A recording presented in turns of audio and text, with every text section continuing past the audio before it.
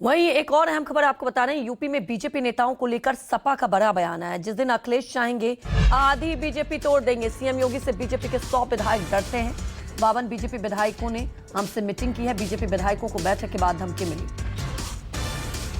ये आने वाले दिनों में क्या क्या होगा ये आप नहीं जानते हैं। भारतीय जनता पार्टी के 100 सिटिंग विधायक होंगे इंक्लूडिंग मिनिस्टर्स, जो आज मुख्यमंत्री योगी आदित्यनाथ के साथ काम नहीं करना चाहते हैं लेकिन डरते हैं।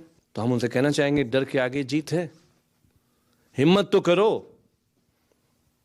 52 लोगों ने, हमारे समाज के लोगों ने एक मीटिंग कर ली, लिट्टी चोखा का आयोजन कर लिया, उस पर धमकी का आदेश आ गया, तो सदस्यता त्याग दो। समाज साथ गलत हो रहा है तो यही भारतीय जनता पार्टी की हकीकत है।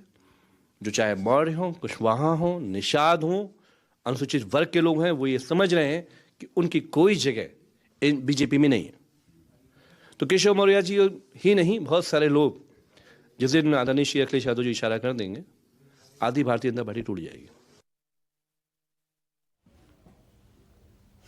तो यूपी में बीजेपी विधायकों के बीच पिछले कई महीनों से उथल पुथल मची हुई है और अब आपको 23 दिसंबर 2025 को लखनऊ में हुई ब्राह्मण विधायकों की बैठक की ये तस्वीर दिखा रहे हैं। ये बैठक कुशीनगर के एमएलए पीएन पाठक के घर हुई थी, जिसमें 30 से 40 ब्राह्मण विधायक पहुंचे थे।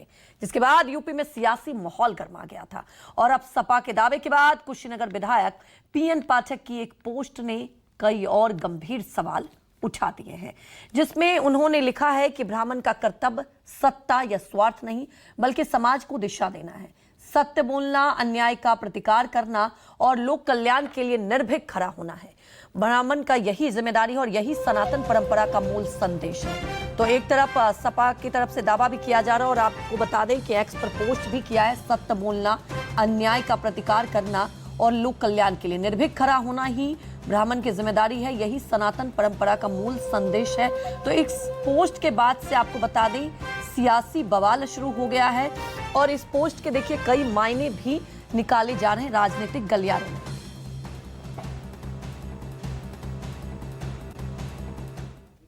तो वहीं कल सपा विधायक वीरेंद्र सिंह ने भी एक जनसभा को संबोधित करते हुए केशव प्रसाद मौर्य पर बड़ा दावा किया था।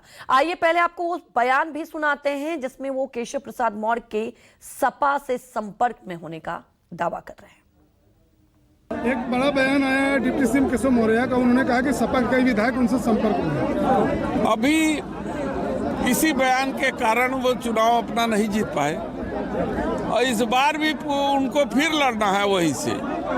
तो सिराथू में वो खुदा संपर्क में है हमारी पार्टी से। तो माननीय राष्ट्रीय अध्यक्ष जी निर्णय लेंगे कि केशव मौर्य जी को लेना है पार्टी में कि नहीं लेना है। तो तमाम जानकारी के साथ हमारे सहयोगी मानस श्रीवास्तव सीधे हमारे साथ लाइव जुड़ चुके हैं। मानस, एक तरफ देखिए ऐसे तो लखनऊ में ठंड का मौसम है लेकिन राजनीतिक पारा बहुत ज्यादा गर्मा चुका है। एक के बाद एक इस तरह के बयान सामने आ रहे हैं और जो पोस्ट किया गया है बीजेपी की तरफ से, विधायक की तरफ से, आपके सवाल उठ रहे हैं। तो क्या चुनाव से पहले क्या समझें, कुछ उठापुटक होगा? यहां तक कह दिया गया सपा की तरफ से बस अखिलेश यादव एक इशारा चाहेंगे, 100 विधायक इधर उधर हो जाएंगे।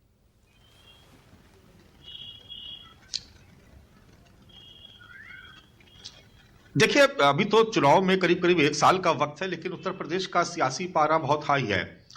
अब इसको ऐसे समझना चाहिए कि दरअसल आगरा में एक जनसभा के दौरान केशव प्रसाद मौर्य ने यह दावा किया था कि समाजवादी पार्टी के बहुत सारे विधायक उनके संपर्क में है, वो कभी भी भारतीय जनता पार्टी में आ जाएंगे।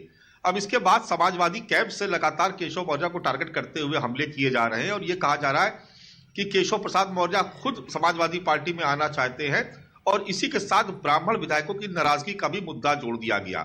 देखिए, ये सारी कवायद इसलिए हो रही है कि समाजवादी पार्टी हो या भारतीय जनता पार्टी, ये दिखाने की कोशिश की जा रही है कि जो दूसरा विरोधी दल है दरअसल वो जातियों के कई खेमों में बटा हुआ है। अब अगर भारतीय जनता पार्टी की तरफ से यह आरोप लगाया जाता है कि समाजवादी पार्टी में बड़ी टूट हो सकती है, तो निश्चित तौर पर राजनीतिक लाभ लेने के लिए इस तरीके के हमले समाजवादी पार्टी की तरफ से भी किए जा रहे हैं। अब इसी बीच में चूंकि पीएन पाठक जिन्होंने ब्राह्मणों का एक सहभोज आयोजित किया था, जिसके बाद जो प्रदेश अध्यक्ष हैं उत्तर प्रदेश के पंकज चौधरी, उनकी तरफ से एक चेतावनी वाला नोटिस जारी किया गया। इसको तत्काल ही समाजवादी पार्टी और सपा के मुखिया अखिलेश यादव ने उसको तत्काल लपका, क्योंकि वो जानते थे कि उत्तर प्रदेश में ब्राह्मणों का जो वोट बैंक है करीब 9 से 10% है और बड़ा एकजुट होकर वोट करता है और कई सीटों पर उसका अपना जबरदस्त प्रभाव है। हार और जीत में उसकी बड़ी महत्वपूर्ण भूमिका होती है। तो समाजवादी पार्टी ये बार बार कहने की कोशिश कर रही है कि दरअसल नाराजगी सपा में नहीं है, टूट सपा में नहीं होने जा रही है, नाराजगी तो भारतीय जनता पार्टी में है, जहां पर ब्राह्मण वर्ग के विधायक नाराज है, जहां पर डिप्टी सीएम केशव प्रसाद मौर्य नाराज है। खुद केशव प्रसाद मौर्य के इस बयान के बाद कि समाजवादी पार्टी में बड़ी टूट होने जा रही है, अगले दिन ही अखिलेश यादव ने एक्स पर सोशल मीडिया पर पोस्ट किया और बताया कि केशव प्रसाद मौर्य का कोई कद नहीं है, वो तो हाफ है, वो तो उप है इसलिए चुप है।